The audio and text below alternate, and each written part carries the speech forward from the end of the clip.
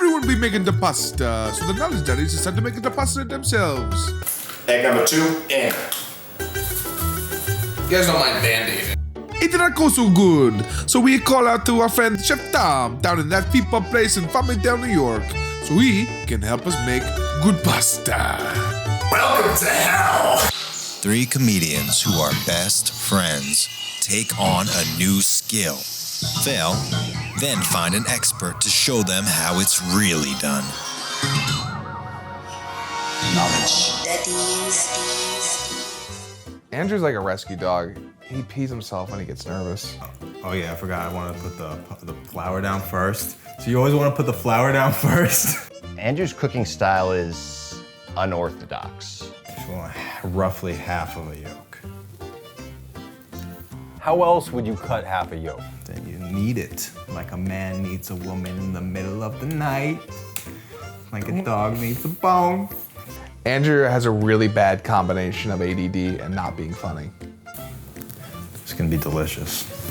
I thought I was going over to Andrew's house to eat pasta, Alright, level it out. not be on some Food Network show. Bada bing, bada boom.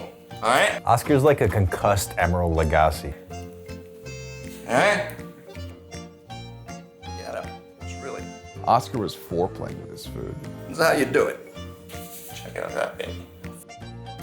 Even it out. Ooh, it feels good. This reminded me of a dog seeing snow for the first time. No one talks about how good dough feels. It's not dough, it's flour. Look, I found this pasta maker at a flea market. I don't know how the doodad works. This thing is it's going everywhere. The pasta maker broke Andrew's brain. Would you eat me? Cause I'd eat me. And you cut it and go, oh, I'm sorry, Mr. Dough. Put it in the bang-a-boom, and then you start just feeding it through. It was a really long day. Feeding it through, feeding it through. And it's getting there.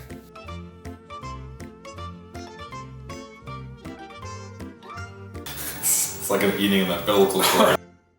We needed help. Enter Chef Tom. Tom has over 20 years of experience as an executive chef, working from 5-star restaurants to delis all over the tri-state area. But little did he know, his hardest test was the Knowledge Daddies. And this is pasta. It's not a lot of ingredients, and little grandmothers have been making this for years and years and years. So how you numbskulls it up so bad is beyond me. The ingredients! So what kind of flour do you guys use? I assumed all flour was the same. And that's fairly common. I mean, when we're judging flours, there's different flours that do different things that come from different parts of the grain.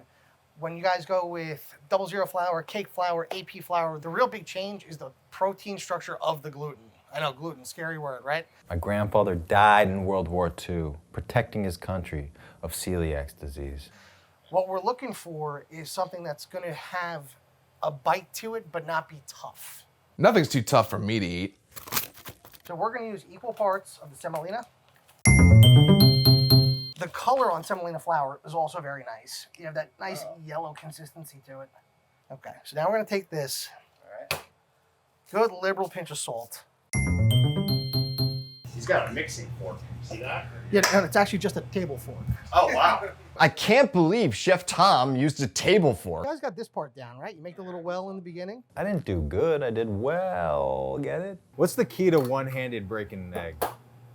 Doing it thousands and thousands and thousands of times. It's a lot of eggs. We're going to go 6 eggs total for 4 cups, so 1.5 per. Okay. So we did do it right. Yeah. Well, actually, no, we added 1 egg and a half a yolk. And the egg is going to take as much flour as it needs. Okay, so now we're at the point where we're almost in a dough. See that? Yeah. See how it's coming together now? What does it say when it needs more flour? Okay. So now comes the most important part of making the dough, and that's kneading it. Okay, and I saw you guys before talking about kneading, and you really had no clue what you were talking about. Chef Tom is a straight shooter. So we're going to force the gluten to start moving, okay, breaking apart the bonds of it. That only happens by vigorous kneading, okay? And we got to do this for a couple minutes. A little longer than a few minutes later. Okay, so now we're at dough. Whew, look at that. So now watch. See how long it takes to spring back? Yeah. Yeah. Okay, that's because the gluten has been activated or broken down. And now we gotta let this puppy rest. And this is gonna go in the fridge for about 20 minutes. Okay? And while we do that, I guess we can get you guys on making your own dough balls. Puppies are resting while we make our own dough. Tom, watch. I'm gonna do it one-handed, Tom. Watch. It's okay, though. My dad never complimented me. Am I doing good? Yeah, I used the same motion on your sister. Oh, we're cutting that out. You talk about my family, I'm bringing cold steel to your dome piece, brother. And let the egg decide how much. The egg decide. My man in the middle is coming together with this pasta. Now bring all that together into one ball. I'm good at making dough into a ball. I made myself into one. You might have a career in making pasta. Come on, get two hands working, numbskull.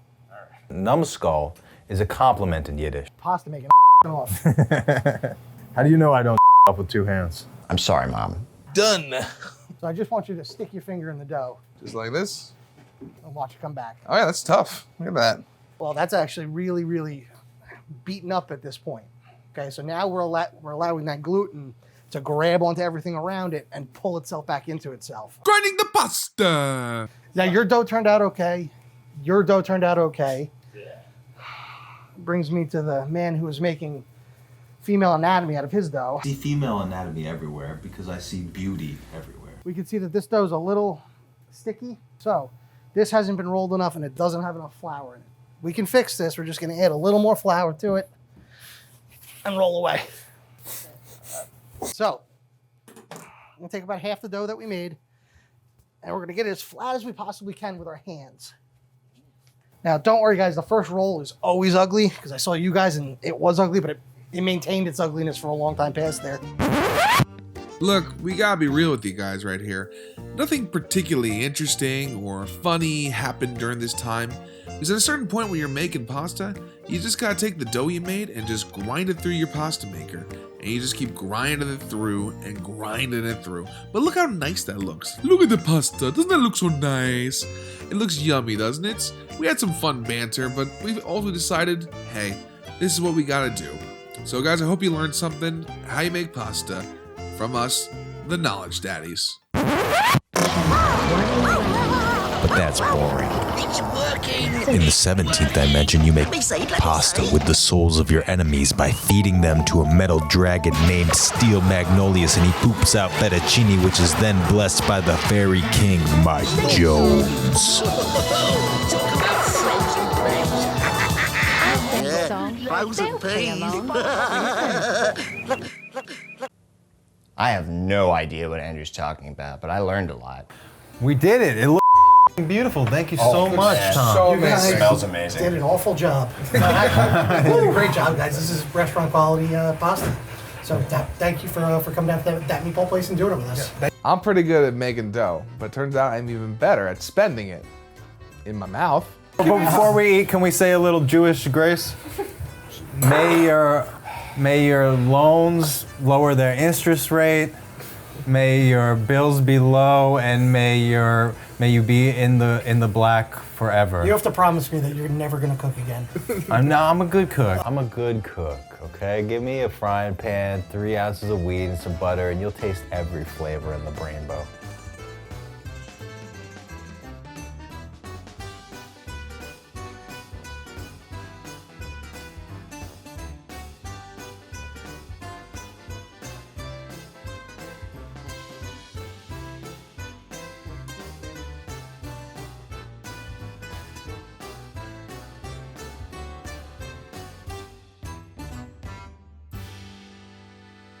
Hooray for pasta!